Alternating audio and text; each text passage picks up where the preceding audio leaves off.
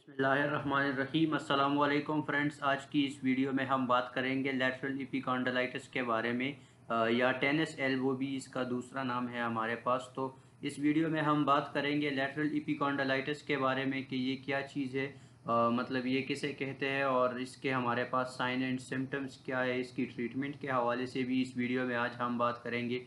और इसके जो हमारे पास 3 टेस्ट परफॉर्म होते हैं जिसके थ्रू हम लैटरल एपिकॉन्डिलाइटिस को डायग्नोस करते हैं। तो इस वीडियो में हम आज इस के बारे में बात करेंगे। तो आइए दोस्तों स्टार्ट करते हैं। सबसे पहले अगर हम डेफिनीशन की बात करें कि टेनिस एल्बो हमारे पास या लैटरल एपिकॉन्डिलाइटिस किसे कहते हैं, तो ये हमारे पास एक पेनफुल कंडीशन है जो कि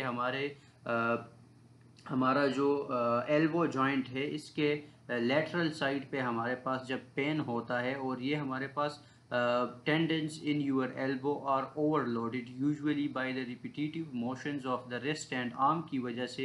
रिस्ट एंड आर्म की जब हम रिपीटेटिव मूवमेंट्स करते हैं तो उसकी वजह से हमारे ये जो टेंडेंस है ये ओवरलोड हो जाते हैं और उसके बाद हमें पेन काज होता है। लेटरल साइड पे अगर पेन काज होता है हमारे एल्बो में तो हम उसको लेटरल एपिकॉन्डिलाइटिस कहते हैं। ये हमारे पास एक पैथोलॉजिकल कंडीशन है जिसमें हमारे पास कॉमन एक्सटेंसर मसल जो है हमारे, यानी कि जहाँ से उसका ओरिजिन होता है लेटरल ह्यूमरल एपिकॉन्डाइल से, वहाँ पे हमारे पास इन्फ्लेमेशन हो जाती है और उस इन्फ्लेमेशन की वजह से फिर हमें पेन होता है। और epicondylitis suggests an inflammation at one of the elbow, यानी कि जब हमारे पास इसकी इन्फ्लेमेशन हो जाती है तो उस इन्फ्लेमेशन के नतीजे में फिर पेन होता है और उसकी वजह उस कंडीशन को हम लेटरल एपिकॉन्डिलाइटिस या हमारे पास जो टेनिस एल्बो है इसको हम कहते हैं।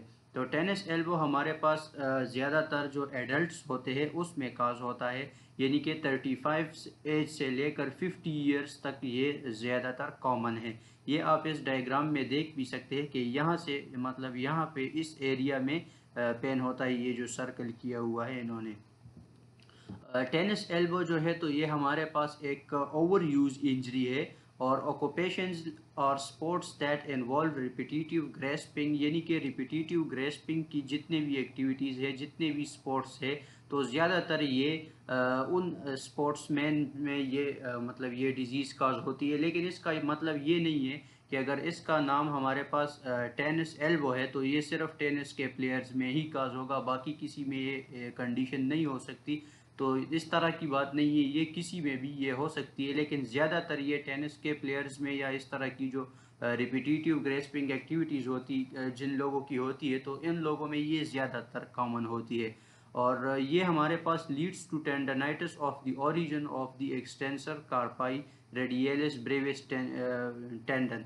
ये आप इस पिक्चर में देख सकते हैं, ये पेनफुल एरिया इन्होंने दिखाया हुआ है। तो यहाँ से हमारे पास ये इसका पेन जो है तो ये स्टार्ट होता है, ये हमारे पास लेटरल एपिकॉन्डाइल है। कॉमन कंप्लेंट्स जो पेशेंट करता है वो ये होती है उसकी कि मॉर्निंग में उसको स्टिफनेस होती है, ओकेजनल नाइट पेन पेशेंट को होता है, उसकी जो स्ट्रेंथ होती है या ग्रिप होती है हाथ की वो वीक हो जाती है। उससे मतलब वो कोई चीज़ अगर पिक करता है उठाता है उसको हाथ में तो उसकी ग्रिप उस तरह नहीं रहती, वो मतलब उसकी ग्रिप ख़राब हो जाती है, वीक हो जाती है। तो इसके अलावा हमारे पास pain with palpation of lateral epicondyle, जब आप उसको पैल्पेट करते हैं लेटरल एपिकॉन्डाइल को तो उसको जो पेन है वो मज़ीद ज़्यादा होगा। एक्टिव और रेजिस्टेड एक्सटेंशन जो है तो उसमें पेशेंट को मसला होता है। और pain with grasping objects with the affected hand, मतलब कि जब वो कोई चीज़ उठाता है ग्रेस्प करता है तो पेशेंट को जो है तो उस हाथ में पेन फील होता है। और पेन ओवर द एपिकॉन्डाइल, तो ये कुछ इसके कॉमन कंप्लेंट्स है जो कि पेशेंट हमारे पास आके करते हैं।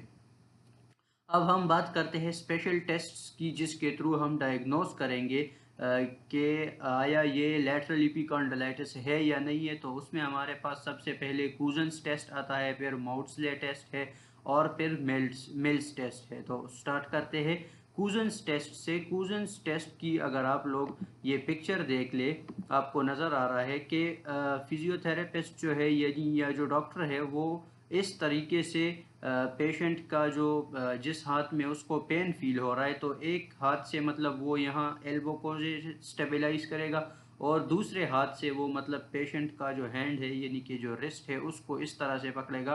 तो द टेस्ट फिर स्टार्ट करते हैं कि the patient sits with the examiner stabilising the involved elbow while palpating the lateral epicondyle. यहाँ से जो है तो पेशेंट मतलब यहाँ से जो है तो डॉक्टर उसको पल्पेट करेगा और दूसरे हाथ से मतलब उसको इस तरीके से वो पकड़ेगा और विद अ क्लोज्ड फिस्ट, और पेशेंट जो है तो अपने फिस्ट को क्लोज करेगा जिस तरह आपको पिक्चर में नजर आ रहा है। The patient pronates and radially deviates the forearm and extends the wrist against the examiner's resistance. Examiner जो है तो वो रेजिस्टेंस मतलब अप्लाई करेगा और पेशेंट जो है तो वो प्रोनेट करेगा और रेडियली डिविएट करेगा।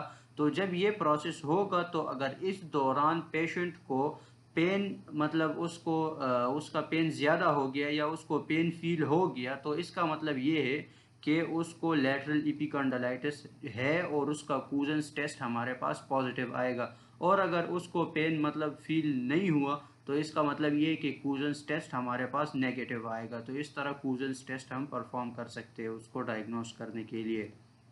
फिर हमारे पास माउड्सले टेस्ट आता है।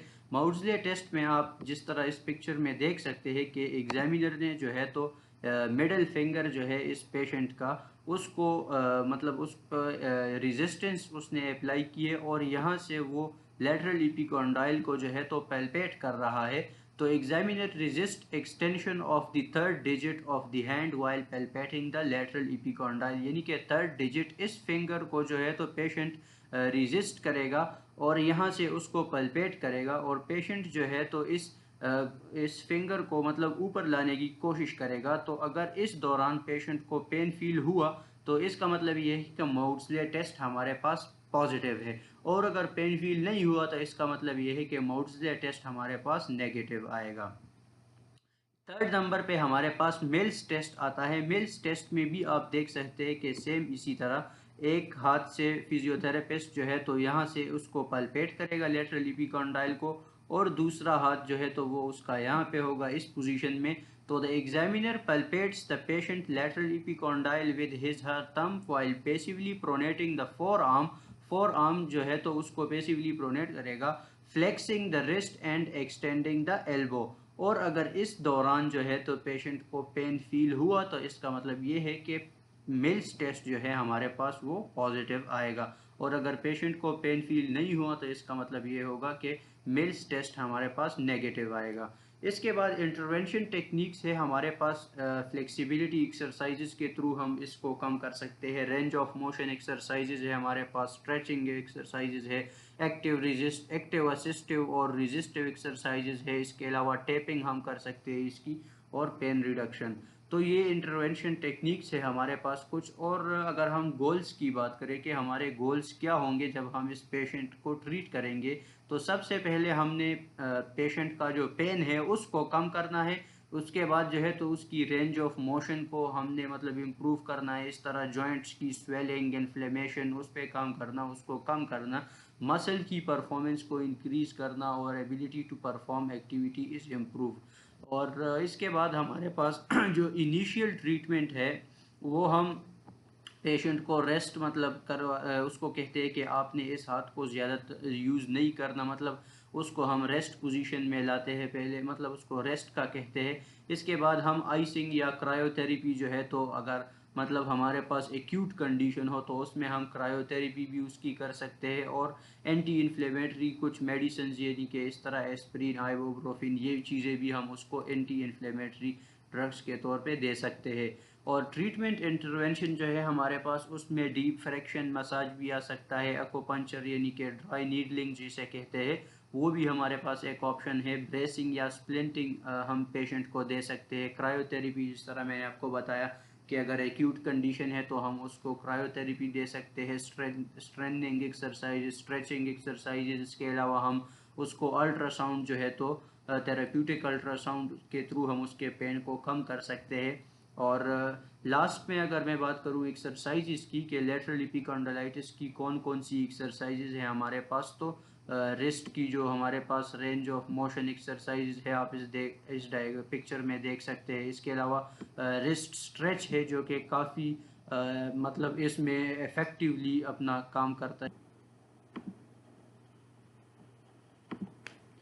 तो हम बात कर रहे थे रिस्ट स्ट्रेच की, कि रिस्ट स्ट्रेच जो है तो ये काफ़ी इफ़ेक्टिव रोल प्ले करता है पेन को कम करने में हमारे पास। और इसके अलावा pronation and supination of the four arm, ये आप इस पिक्चर में देख सकते हैं। तो ये एक्सरसाइज भी हम पेशेंट को दे सकते हैं। इसके अलावा एल्बो की जो है तो हमारे पास रेंज ऑफ मोशन एक्सरसाइजेज हम इसको दे सकते हैं।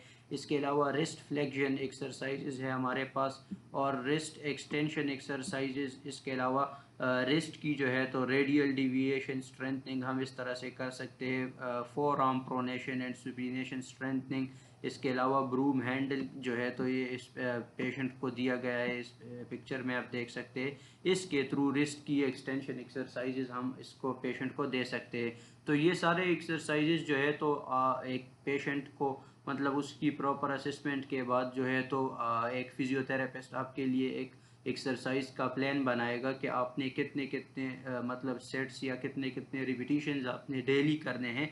तो ये फिर डिपेंड करता है पेशेंट टू पेशेंट के, मतलब आप एक पेशेंट को कितना उसकी कंडीशन के मुताबिक आप एक कौन कौन से एक्सरसाइजेस को दे सकते हैं, और मतलब कितने सेट्स और कितने रिपीटिशंस जो है तो ये आपको फिर एक फिजियोथेरेपिस्ट अपने प्लान के मुताबिक आपको बताएगा। तो ये थी आज की वीडियो हमारी लेटरल इपिकॉन्डाइलिटिस के बारे में। मैं उम्मीद करता हूँ कि ये आपको पसंद आई होगी। Thank you very much.